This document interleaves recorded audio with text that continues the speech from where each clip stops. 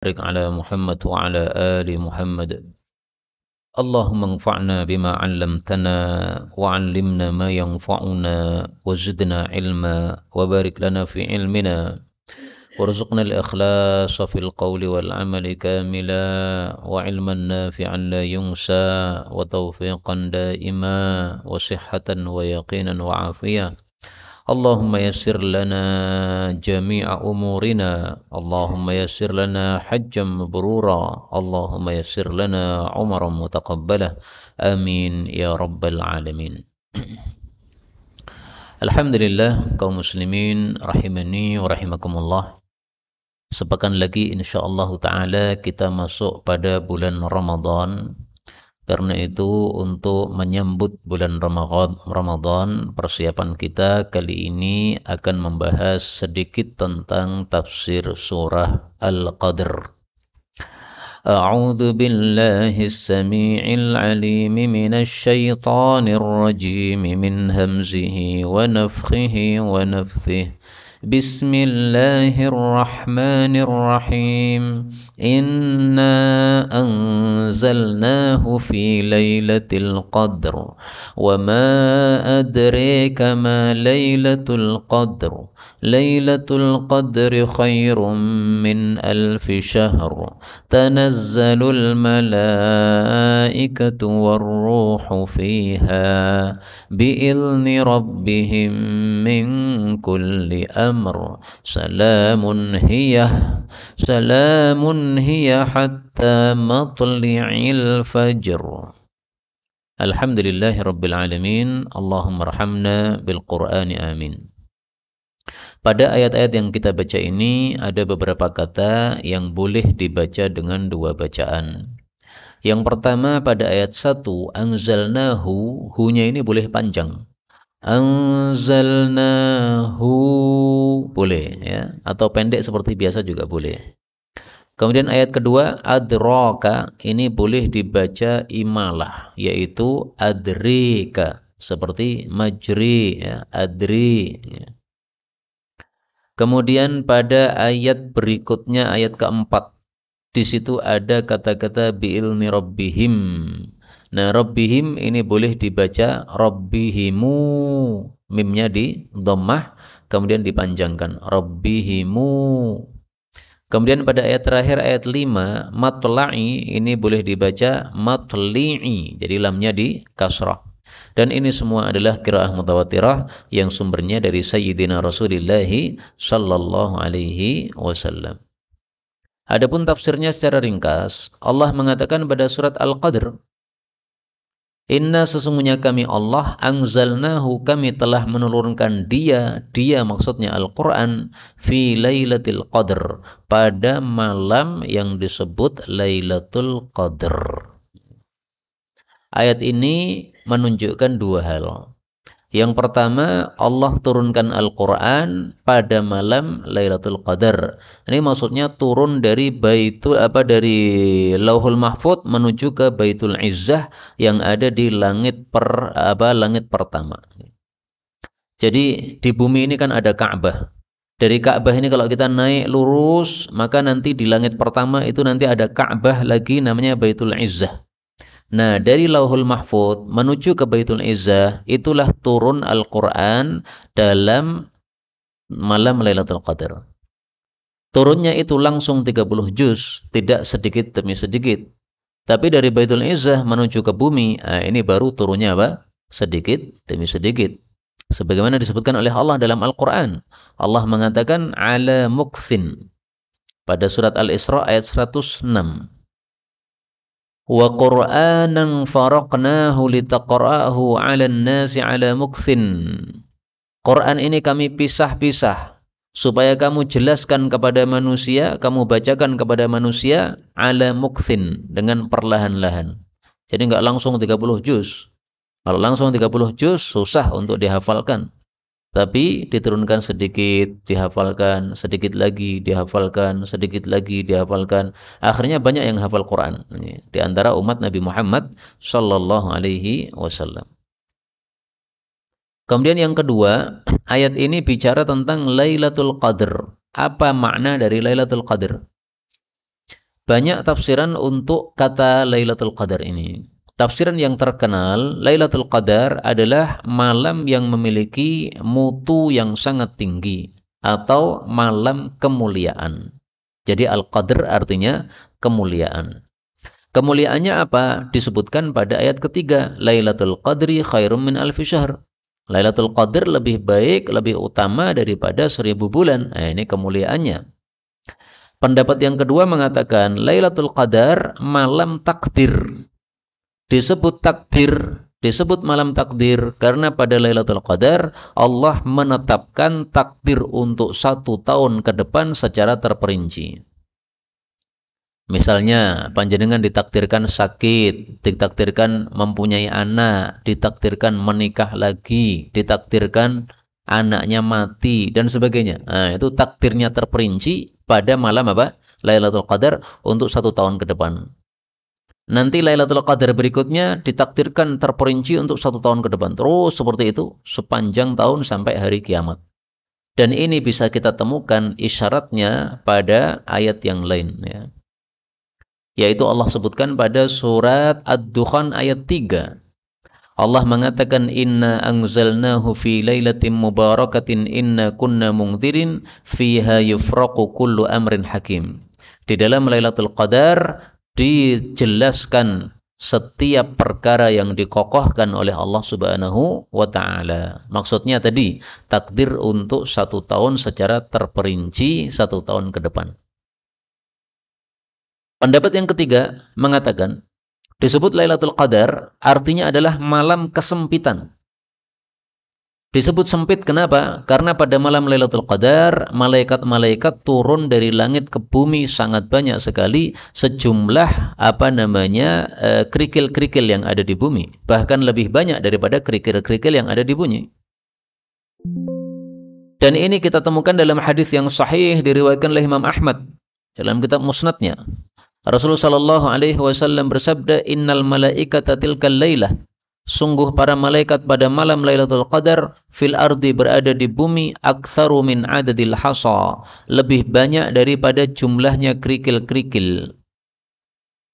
Maka Lailatul Qadar ada 3 pendapat minimalnya. Sebenarnya masih ada pendapat yang lain, tapi yang mudah untuk kita sebutkan 3 ini. Pertama, malam kemuliaan, karena lebih utama daripada 1000 bulan. Yang kedua, malam takdir, karena ditakdirkan secara terperinci untuk 1 tahun ke depan. Yang ketiga, malam kesempitan, karena bumi sempit penuh dengan malaikat-malaikat yang turun sangat banyak sekali pada malam tersebut.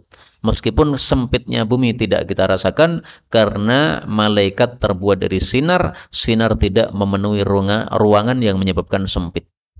Seperti masjid ini, ya. Ini kan lampunya banyak ini, sehingga masjid ini penuh dengan sinar. Maka masjid ini sempit, sumpak dengan sinar, tapi kita tidak merasakan sumpak karena memang sinar itu tidak berwujud sebagaimana wujud tubuh kita manusia. Kemudian Allah bertanya, "Wa ma adraka," dan apa yang memberitahu kepada kamu wahai Nabi Muhammad, ma Lailatul Qadar, apa itu Lailatul Qadar? Maksudnya, tahu tidak kamu wahai Muhammad apa itu Lailatul Qadar? Setiap Allah mengatakan wa ma adraka, itu panjenengan perhatikan, pasti setelahnya ada jawabannya. Berbeda dengan wa ma yudrika, ya. Kalau dalam Al-Qur'an ada wa ma yudrika, enggak ada jawabannya.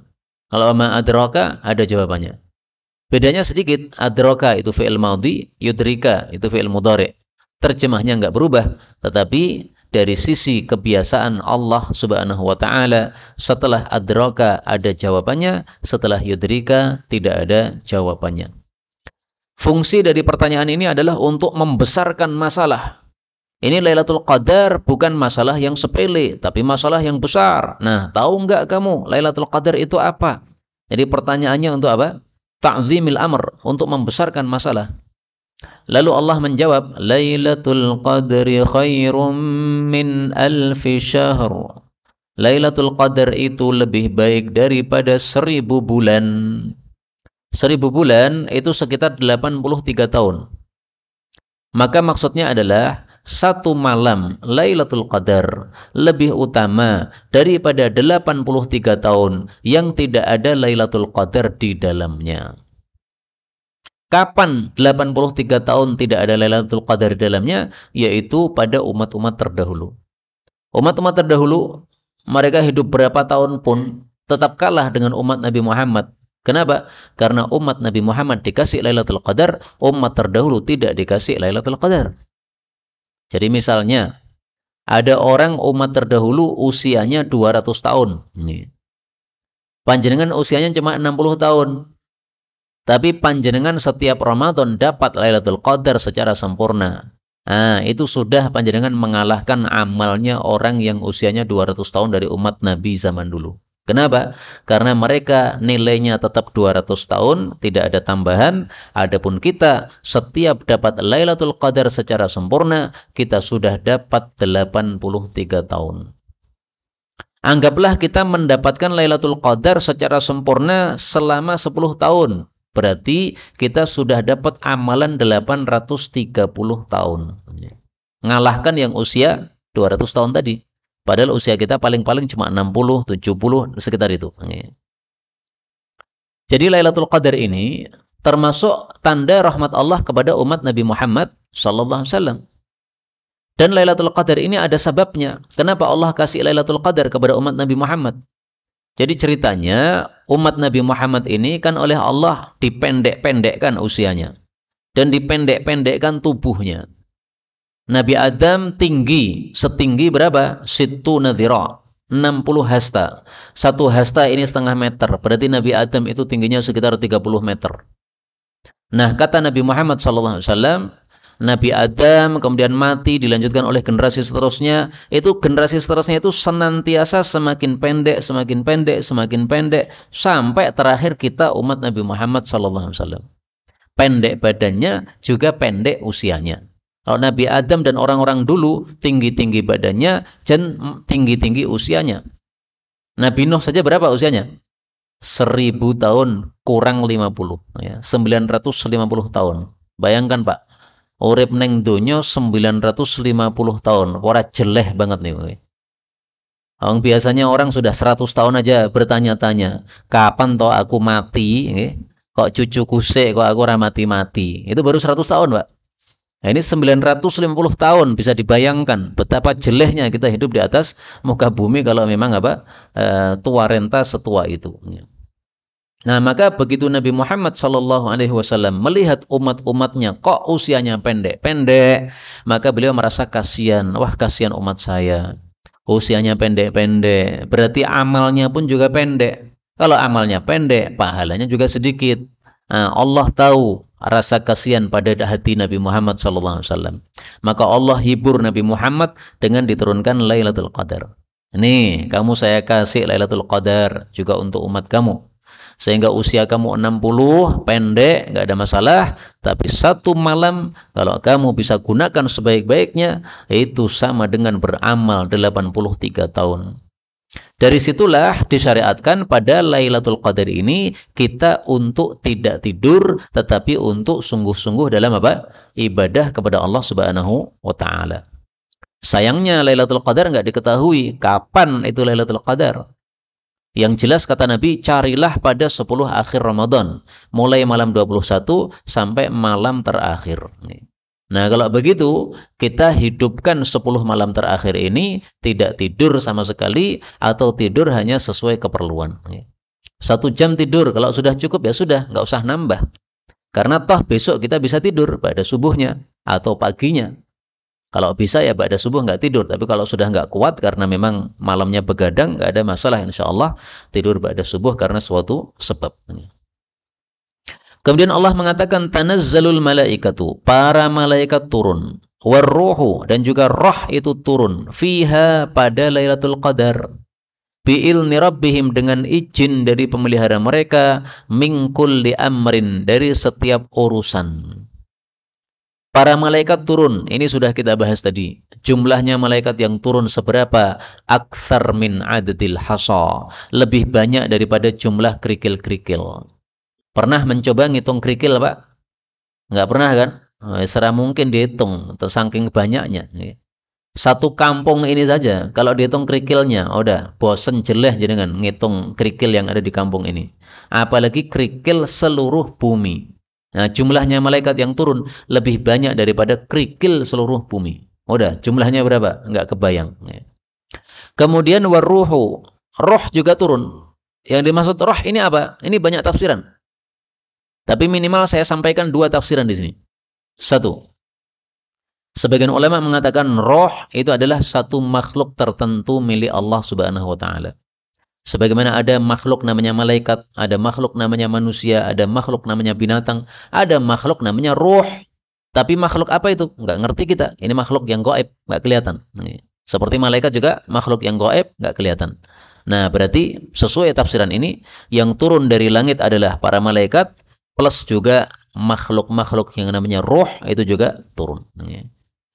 Tafsiran yang kedua, yang dimaksud roh itu adalah malaikat Jibril alaihi salatu wassalam. Karena malaikat Jibril salah satu namanya adalah apa? Ruhul Qudus. Nah, berarti maksudnya malaikat turun plus malaikat Jibril ikut turun. Kenapa malaikat Jibril disebutkan secara khusus? Kan Jibril sudah termasuk malaikat. Nggak usah disebutkan namanya, kan sudah cukup. Betul, itu sudah cukup. Tapi disebutkan secara khusus, ini untuk menunjukkan kemuliaan malaikat Jibril alaihi salatu wassalam.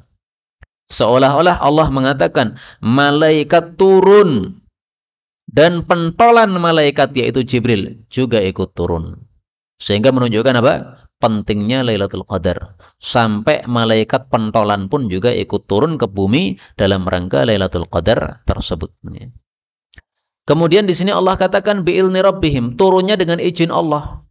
Berarti malaikat tidak bisa turun dari langit ke bumi kecuali dengan izin Allah.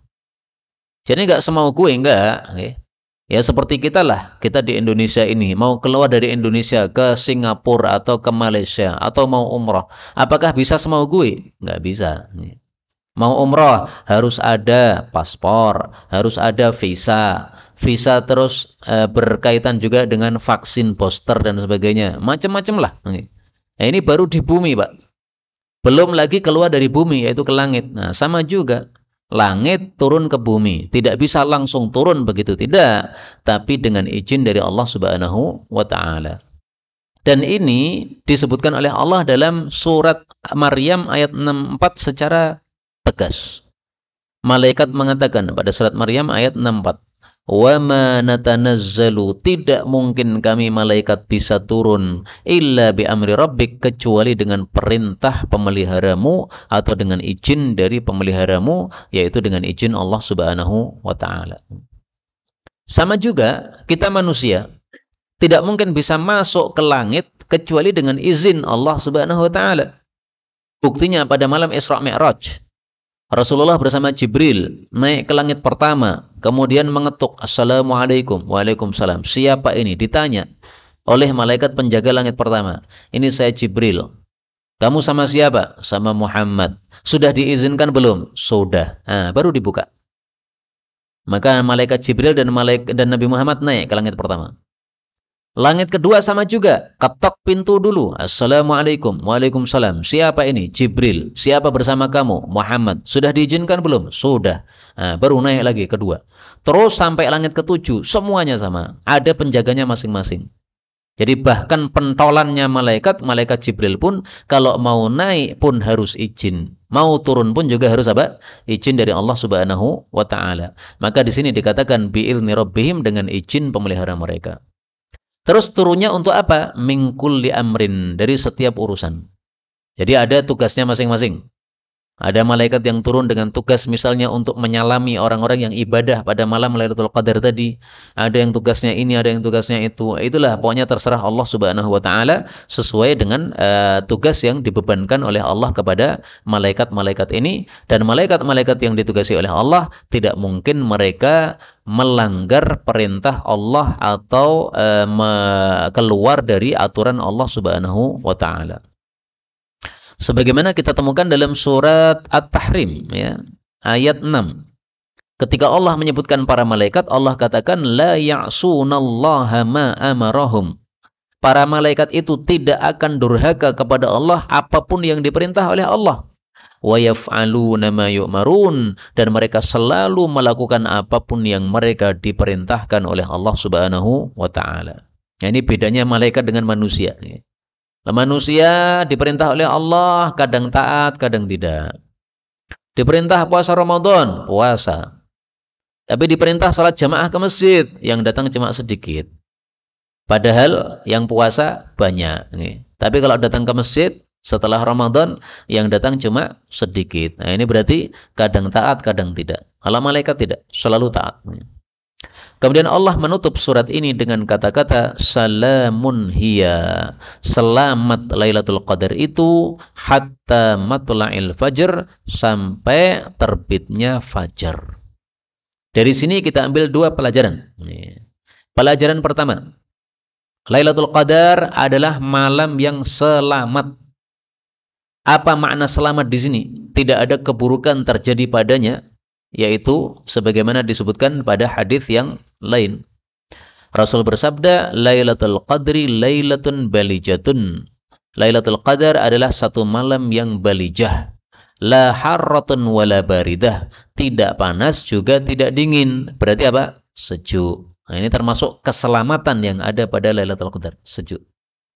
Karena kalau panas menyusahkan kita, berarti nggak selamat. Kalau terlalu dingin menyusahkan kita, berarti nggak selamat. Nah, ini sejuk. Wala sahaba fiha wala matara wala rih wala yurma fiha binajmin. Tidak ada bintang yang dilempar oleh Allah pada Lailatul Qadar. Jadi Allah kan kadang-kadang melempar bintang kan. Ada setan-setan yang dia itu mencuri-curi dengar ke langit. Nah, oleh Allah dilempar. Kalau dilempar sudah terbakar. Nah, ini termasuk satu keburukan. Nah, maka pada Lailatul Qadar nggak ada keburukan tersebut. Ini malam yang selamat. Ini hadis diriwayatkan oleh Tabarani, derajatnya hasan. Kemudian yang kedua, ayat ini menunjukkan bahwa Lailatul Qadar itu mulai dari awal malam sampai akhir malam, yaitu sampai terbit fajar. Jadi tidak seperti yang dikatakan oleh sebagian orang, Lailatul Qadar itu datangnya cuma sesaat, set, habis itu sudah hilang. Enggak begitu. Saya sudah sungguh-sungguh tidak tidur tadarusan ba'da isya sampai jam 11 malam. Begitu jam 11 saya ngantuk, maka saya tidur setengah jam. Pas saya tidur Lailatul Qadar lewat, seret. Begitu saya bangun setengah 12 Lailatul Qadar sudah hilang. Enggak begitu. Lailatul Qadar itu dari awal malam, dari maghrib sampai dengan subuh. Itu semuanya Lailatul Qadar. Maka di sini Allah mengatakan hatta, ya, sampai terbit fajar. Jadi dari awal malam sampai akhir malam. Karena itu sebenarnya setiap muslim kalau dia salat maghrib di masjid jamaah, salat isya di masjid jamaah, salat tarawih di masjid jamaah, atau juga salat tarawih sendiri di rumah, kemudian tadarusan pada malam Lailatul Qadar, pada malam-malam Ramadan, ini pasti sudah dapat Lailatul Qadar. Karena ketika panjenengan salat berjamaah di masjid maghrib, pas itu nepati Lailatul Qadar, berarti dapat. Isyaknya juga berjamaah di masjid, berarti dapat. Tarawihnya juga di masjid, berarti dapat. Setelah itu pulang tarawih lagi sendiri di rumah, dapat lagi. Tadarusan, baca Quran atau baca Quran sendiri atau berjamaah, dapat juga.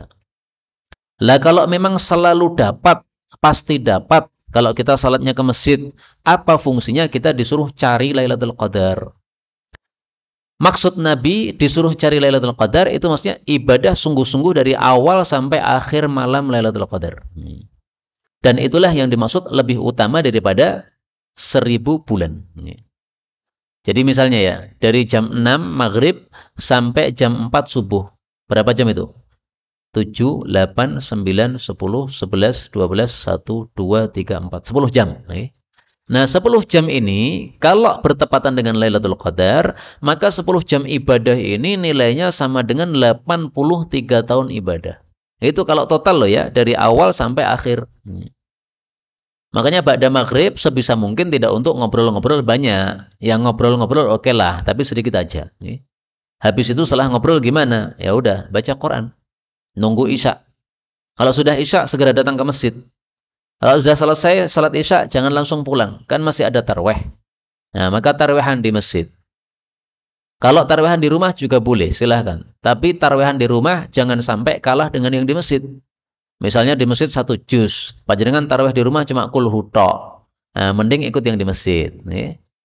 Tapi kalau di masjid itu suratnya pendek-pendek, cuma 30 menit saja. Sementara panjenengan kalau tarawih di rumah itu sampai 3 jam, 5 jam. Nah, silahkan tarawih di rumah.